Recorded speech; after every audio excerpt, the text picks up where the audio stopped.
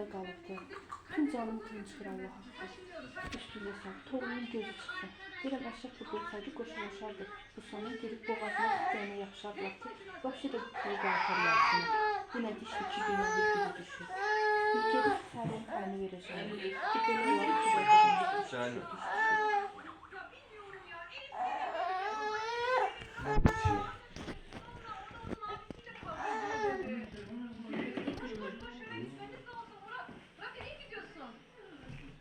Sen çıkar. Tamam Egemen kavga etmiş. Biz hemen geleceğiz tamam mı? Hadi Murat yürü gidiyoruz çabuk. Hadi ya. Elif Sinem hala arıyor mesaj atıyor çabuk hadi. Arkadaşlar sonunda Ben bunu Nurlan'la açıyorum. Egemen böyle bir şey yapmaz ama kesin yani. Kentteki mesul oldu. Bak hadi Amin arıyorlar. Egemen arıyor. Egemen arıyor arkadaşlar.